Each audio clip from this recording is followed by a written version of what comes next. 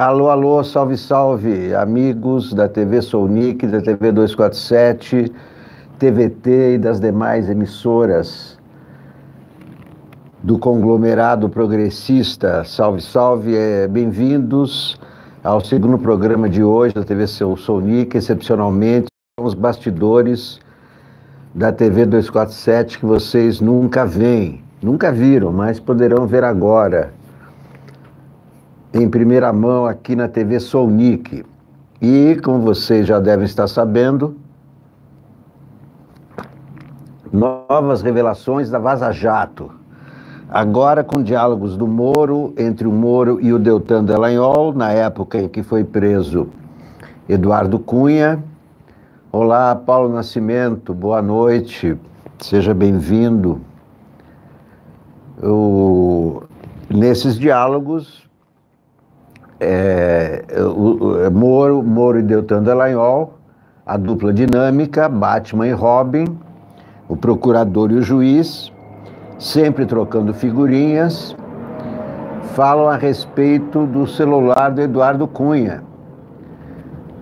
No começo das primeiras mensagens, o Deltan diz pro Moro que é importante e tal apreender um... Olha, esse fundo é verde porque é chroma key, tá legal? Tem nada a ver com, né, verde do Palmeiras e tal, é chroma key, não tem nada a ver com o veio da Havan, os caras aí de verde e amarelo e tal, tá? Não é nada a ver com isso, só chroma key. Você pode jogar alguma coisa aqui no chroma key, ô Felipe, para não ficar esse verde ou não? Não. Tá vendo? Má vontade.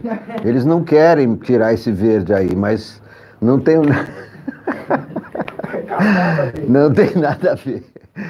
Não tem nada a ver. Ih, o cara tá com a bandeira ainda, meu Deus do céu. Não. Agora os caras vão achar que agora você fudeu o programa. Não, tchau. Olha, é o seguinte, esse cenário é o chroma key. E o chroma key é sempre verde ou pode ser azul também? Pode ser azul também. Pode ser azul, mas os caras fizeram verde, vai saber por quê, né? Mas é verde.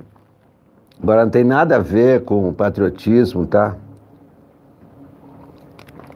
Mas eu estava dizendo o seguinte, então nesses diálogos aí, o Deltan disse pro Moro, vamos aprender o celular do Cunha e tal.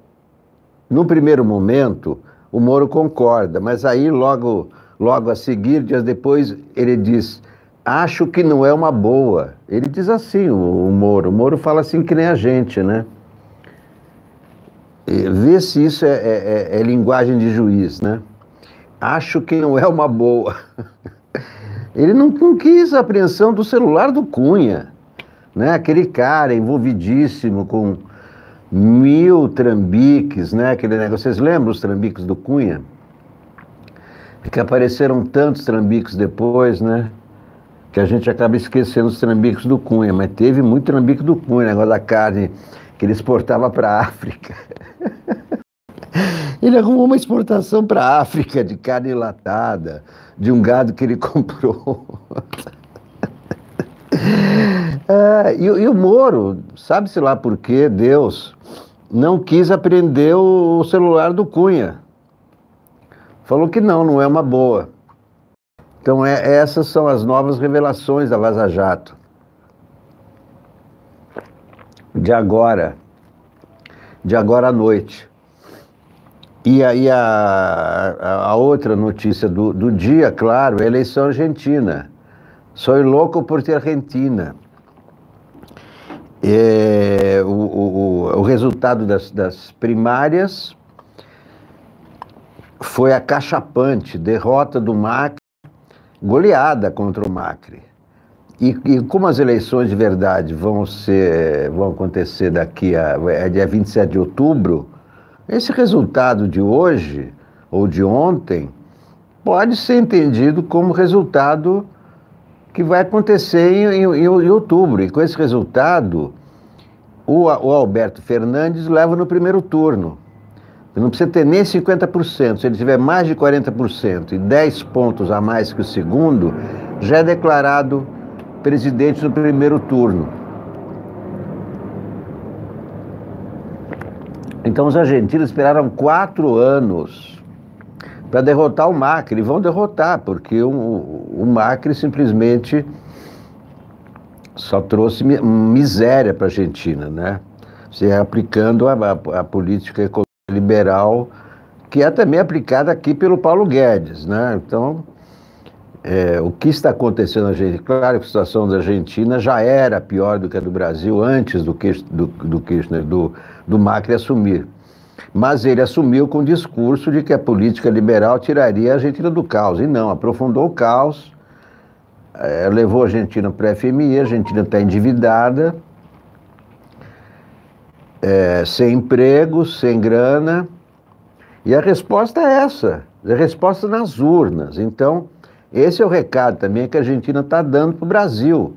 É responder nas urnas, está lá. O Alberto Fernandes, 47%. O Macri, 32%. Sendo que o Macri é atual presidente, então tem a força da máquina e etc. E ele tem o apoio do Bolsonaro. Vocês lembram, o Bolsonaro foi para a Argentina, apoiou o Macri, disse para os argentinos votarem no Macri. Deve ter ajudado muito, né, o Macri, tanto que ele está com 32%. E o Bolsonaro agora está chiando, tá dizendo que o Rio Grande do Sul vai virar Nova Roraima. Imagina se o Rio Grande do Sul vai virar Roraima, porque os argentinos vão fugir da Argentina.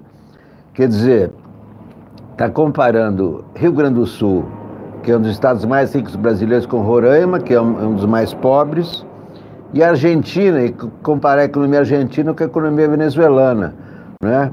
A economia argentina só fica atrás do México e do Brasil nas Américas, né? Não tem nenhuma comparação, mas na cabeça de Bolsonaro é tudo a mesma coisa, né? Rio Grande do Sul vai virar não sei o quê, mas com essas declarações ele só piora a situação do Macri. Na Argentina, ele está dando manchetes, né?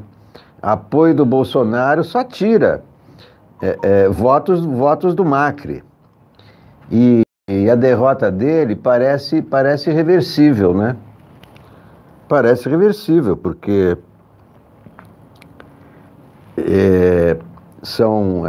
dá mais o quê? 1 mês, 2 meses e meio até as eleições, né? 2 meses. Eu vou querer ver a cara do Bolsonaro quando a Argentina mudar de presidente, né? Porque o Alberto Fernandes é kirchnerista, a Cristina Kirchner é a vice dele, e visitou recentemente o Lula na cadeia, né? Então, por aí, o Alberto Fernandes mostrou por que tem simpatia do Lula. Ele visitou o Lula, não visitou o Bolsonaro, né? Jamais, né? Jamais ele cometeria esse deslize, né, digamos assim, de visitar o Bolsonaro. Ele preferiu visitar o Lula, né, com quem ele se dá no Brasil. E vai ser muito bom a Argentina voltar a ser governada pela esquerda, porque vai contrabalançar, né, essa ofensiva direitista na América, né, que chamavam de onda, essa onda de direita irreversível, que toma conta do universo, e não é bem assim, né?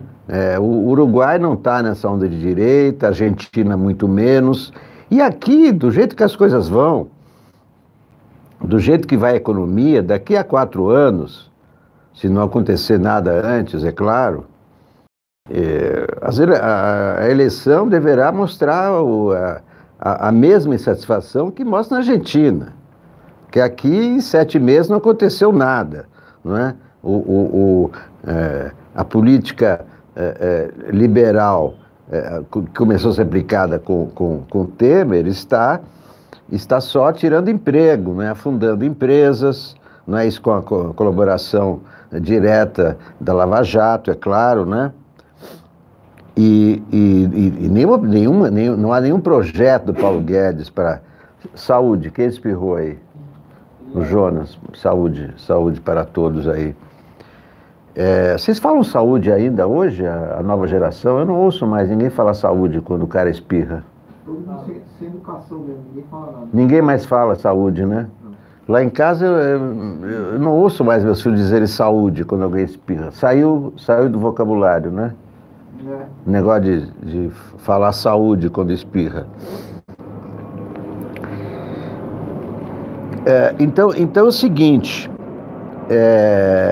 primeira coisa, a situação da Argentina, claro, a Argentina uma situação de miséria, né?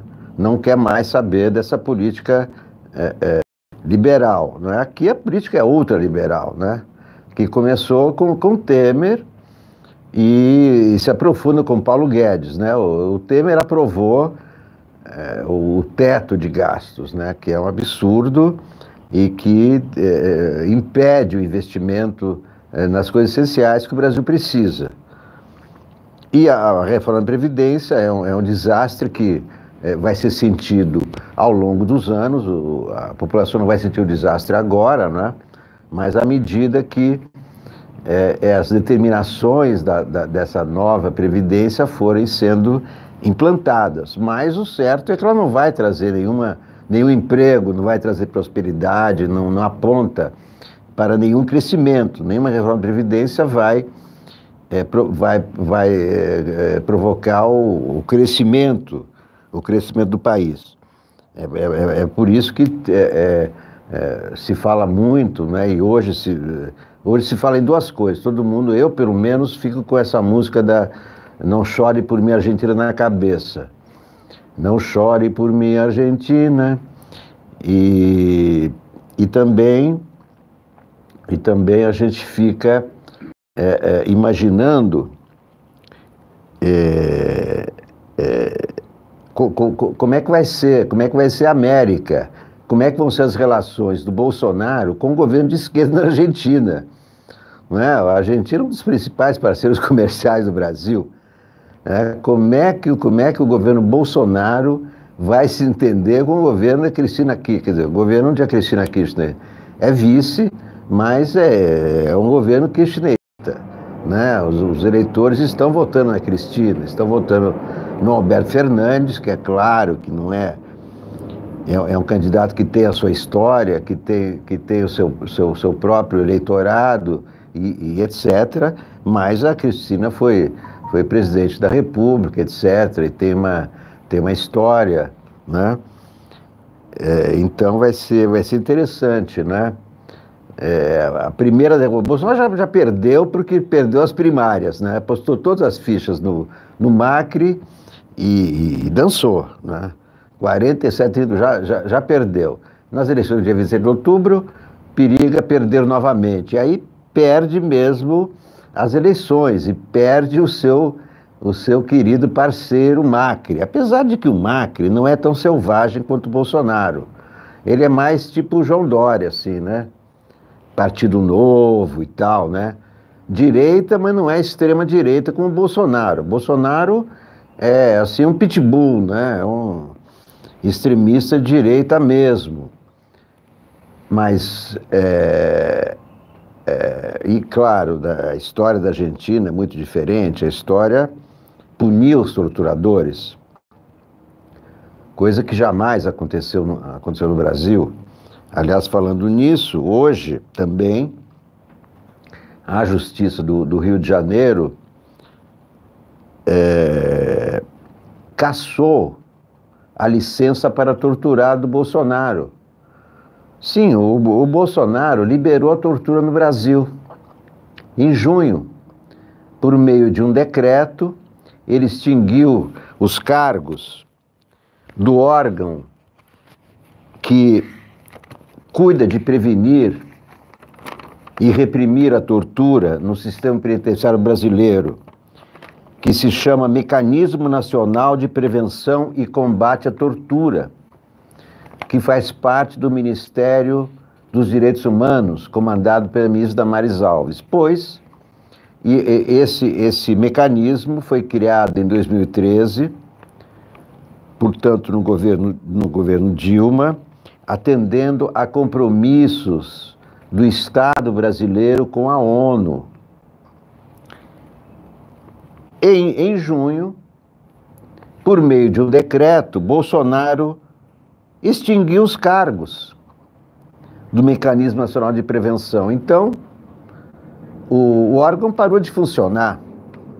Hoje, o juiz Osair de Oliveira Júnior, da 6ª Vara Federal do Rio de Janeiro, mandou reintegrar os 11 peritos, cujos cargos tinham sido extintos. E eles têm que ser reintegrados com remuneração. Esses peritos tinham passado 2 meses sem receber nada e chegou um momento que eles foram impedidos de entrar no prédio. E eles é que fazem os estudos e relatórios sobre a violação de direitos humanos nos presídios, nesses massacres, nos presídios, no que acontece nas delegacias. Esse órgão é que cuida. Ou seja, é o órgão que fiscaliza a tortura no Brasil.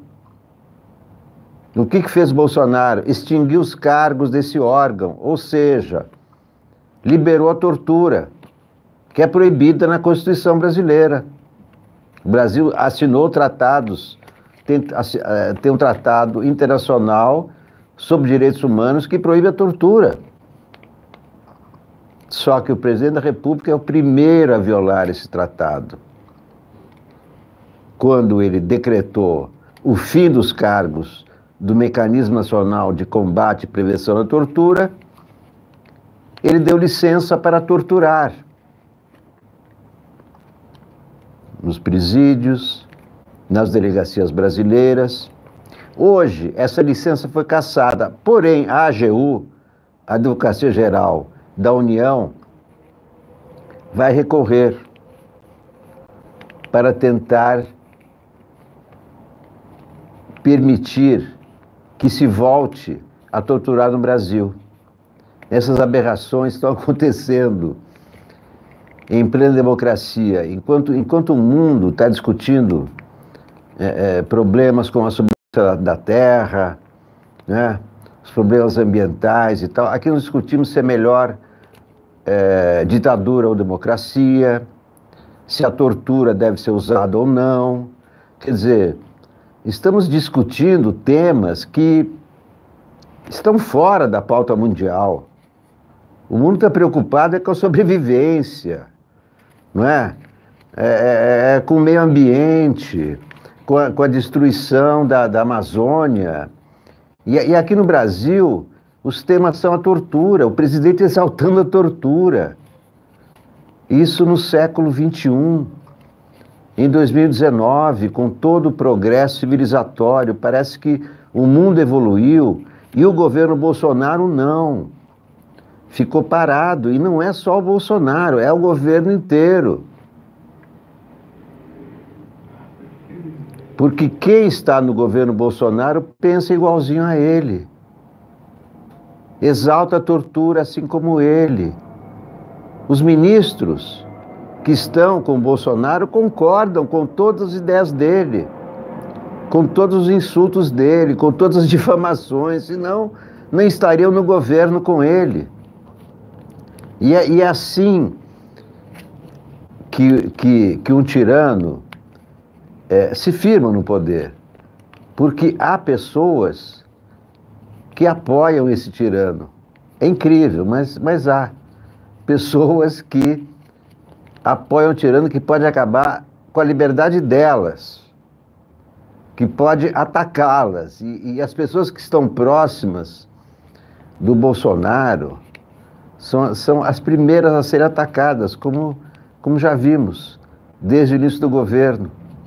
O jeito que ele se relacionou com Gustavo Bebiano, com o general Santos Cruz, com outros aliados, aos pontapés, aos coices, sem nenhum respeito, sem nenhuma consideração, sem o menor espírito de gratidão. Como eu contei há alguns dias, o Bolsonaro tem todas as características do tirano descrito por William Shakespeare. E um exemplo é o Ricardo III. Uma das características é o sadismo, gostar de infligir dor nos outros. Isso vem de Shakespeare, de 1500, e temos hoje com o Bolsonaro. Bem, amigos, então é o seguinte, o resultado de hoje na Argentina é um recado para o Brasil. Agora, imaginar que vai acontecer aqui o que aconteceu lá, né? Isso não é tão automático assim. Situação é diferente. E a situação é diferente porque nós estamos aqui há 7 meses com esse governo, os argentinos aguentaram durante 4 anos. Então, somente depois de 4 anos eles conseguem se livrar do Maurício Macri. Nós estamos apenas há 7 meses e já não aguentamos mais, não é? E aí é claro que haverá protestos, como esse protesto marcado para amanhã. Como é que está o protesto de amanhã? Não sei, acho que vai rolar. Vai rolar. Então, tem um protesto de amanhã em todo o Brasil. Esses protestos, claro que tem que haver protesto para pressionar esse governo, para o governo diminuir os seus ataques e etc. Agora, eu acho que além desses protestos, não se pode esquecer das eleições do ano que vem. As eleições municipais de 2020, as oposições têm que se preparar para ganhar essas eleições, que serão o primeiro passo para as eleições de 2022. Eu acho que tem que pressionar, tem que criticar como nós criticamos todos os dias, como a imprensa de papel também tem que criticar todos os dias, ainda bem. A imprensa tem tido um papel importante na defesa da democracia. Agora, não se pode esquecer, 2020, novos prefeitos em todo o Brasil, principalmente nas capitais, as oposições têm que se unir para derrotar o bolsonarismo. Se o bolsonarismo se fortalecer nas eleições do ano que vem, vai ser mais difícil derrotá-lo em 2022.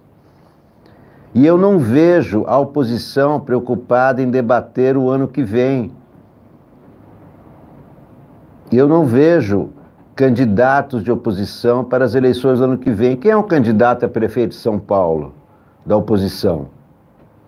No Rio de Janeiro, Belo Horizonte, Porto Alegre, Salvador. Aonde estão os candidatos a prefeito no ano que vem? Já estamos em agosto. A eleição de 2020 é a grande oportunidade que a oposição vai ter para recuperar o seu eleitorado. Fagner Chaves está dizendo que o Rio de Janeiro vai ser Freixo. Tudo bem. Marcelo Freixo vai ser um dos candidatos no Rio de Janeiro. E em São Paulo, quem será? Ninguém sabe. Em Minas, quem será? Ninguém sabe. Está mais do que na hora de as oposições começarem a pensar a respeito do ano que vem. Tem as ruas tem que pressionar, sim, porém não se pode deixar de lado as eleições. A Argentina está derrotando Macri nas urnas, está derrotando Macri pelo voto. 47,5% para Alberto Fernandes, 32% para Maurício Macri. Uma goleada, uma lavada, porque Macri destruiu a economia argentina. E a política de Macri é a mesma que está sendo empregada aqui desde a ascensão de Temer. Desde que Temer teve a péssima ideia de derrubar a Dilma. Ele achava que a Dilma é que não sabia governar e ele é que levou o país a um desastre muito maior. E hoje tem uma entrevista do Tasso Gereissati na Folha de São Paulo, na qual ele diz que se atende de ter votado pelo impeachment da Dilma Rousseff. Ele se arrepende. Ele diz ali a uma certa altura, olha, vamos ter que aguentar o Bolsonaro mais 3 anos. Ele já está contando que já estamos em dezembro, mas não estamos. Porque a palavra impeachment, diz o Tasso Gereissati, não está mais no nosso dicionário. Ninguém mais aguenta impeachment. Porque impeachment é um processo lento, exaustivo, são 6 meses que o país fica parado e a economia não aguenta. E o Tasso disse que um dos motivos para ele não aceitar mais o impeachment foi o que aconteceu com o impeachment da Dilma, que até agora as feridas abertas com esse impeachment não se fecharam. É um processo doloroso e foi um golpe parlamentar, né? E é evidente que um dos motivos da piora da economia foi o impeachment. Não é que a Dilma quebrou o Brasil, não. O que está quebrando o Brasil é o impeachment, é a Lava Jato, é o teto de gastos públicos, é a falta de perspectivas de crescimento. É isso que está travando o Brasil. Então, o Tasso, que é o relator da reforma da Previdência no Senado, diz hoje na Folha, chega de impeachment, ninguém aguenta mais. Eu já disse a mesma coisa, eu acho que impeachment é uma coisa ultrapassada, tem que inventar outra maneira de trocar presidente sem ser pelo voto, né? O impeachment é uma coisa, bom, tanto que o impeachment vem do século XVI da Inglaterra, né? É totalmente anacrônico, está lá na Constituição, mas como diz o próprio Tasso, ninguém aguenta mais esse negócio de impeachment. Já teve impeachment do Collor, já teve impeachment da Dilma. O país não aguenta mais. O país está exausto. Tem que aguentar esse governo, segundo o Tasso. Claro que não sabemos o que vai acontecer no futuro, pode ter algum tipo de acontecimento inesperado, imprevisível, mas eu acho que o que a oposição tem que levar em conta são as eleições do ano que vem. Essa é a prioridade. Essa é a prioridade.